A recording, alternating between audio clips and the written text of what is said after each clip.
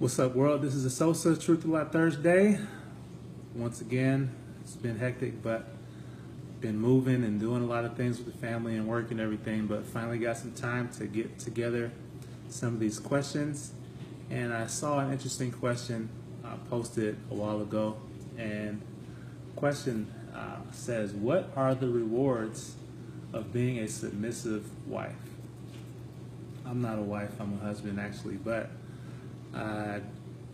that question kind of piqued my interest, and so I just started, brainstorming in the Holy Ghost, thinking through the scriptures, and came up with a little list of the rewards of being a submissive wife.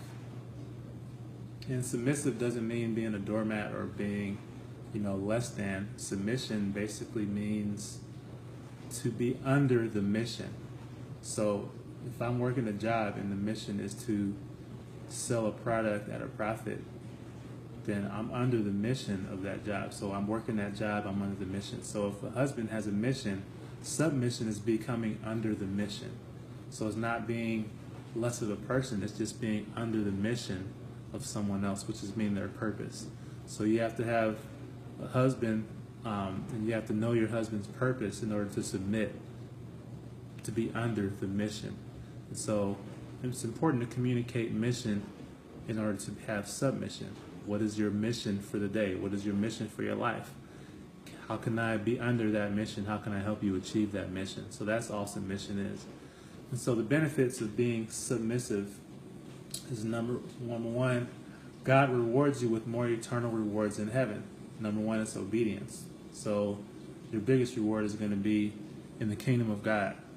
Your crown, your glory, all the things that are worth way more than anything we have on earth. Number two, another reward is your husband listens to God more because he doesn't have to answer to you. So it pushes him to seek God's authority. We have this feminism in the body of Christ now is running rampant, and where people think that the wife is the boss and they joke about it and everything like that. But actually what that does is that pushes the husband away from God, because it gives him an authority to answer to that the Bible doesn't tell him to answer to. So why go to God if your wife is your boss? You just do what your wife says, right? So it basically pushes the husband away from God. And so it's a backfire. So when you are a submissive wife, basically your husband is forced to look up to God instead of looking up to you, and that makes a better life. Number three, it brings a natural blessing and good decision making in the home. If the husband is forced to look up to God and answer to God instead of answering to the wife, then it's going to bring a blessing on the family, because he's going to be able to make better decisions. Blessing number four, reward number four, is children supernaturally fall in line in submission. They also see a good example. At a supernatural level, the children will automatically submit as well. They'll take the mission of the family, and they will see the example and be able to do the same thing that the wife does. Reward number five of being a submissive wife. The curses of rebellion, disobedience, and their demonic spiritual, mental, and physical effects are broken off. So curses are broken.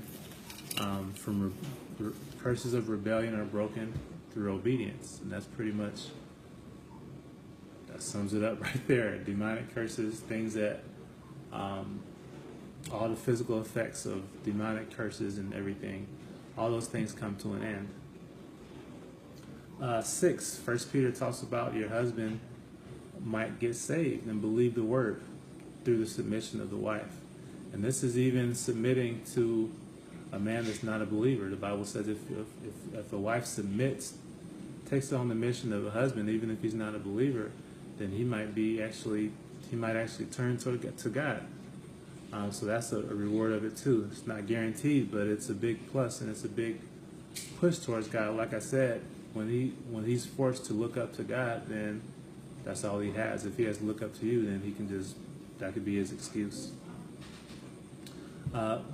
Reward number 7 of being a submissive wife, the world sees the gospel lived out in reality. and the word of God is no longer blasphemed. So when the world sees disorder in the family, they see that, well, they're not really living the gospel because they're not able to do what God said. And they say, see, that's why we don't believe, because it's impossible anyway. God's not real. But when the world sees the gospel lived out in real life, then the word of God is no longer blasphemed. That's what it says in Titus. It tells the women to be submissive to their husbands so that the word of God is not blasphemed.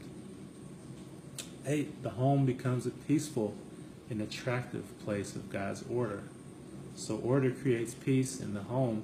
When there's submission from the wife and the children, then the home becomes a peaceful place and becomes attractive because of God's order. Number 9, blessing is less stress for everyone. It's just less stressful. Reward number 10,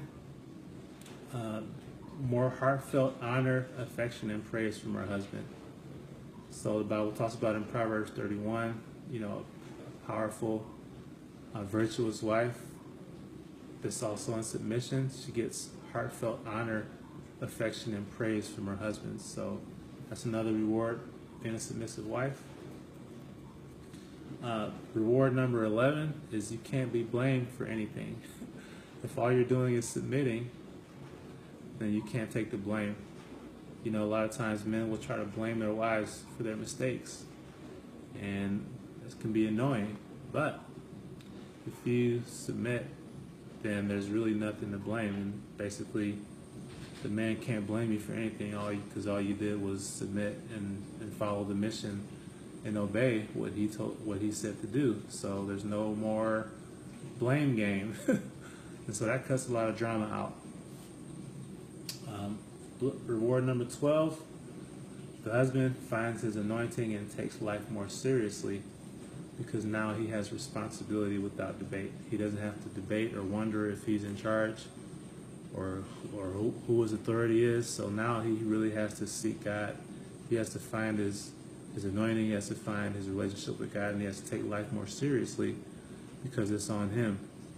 If it's on you, then he doesn't really have to take it seriously because the blame is shared.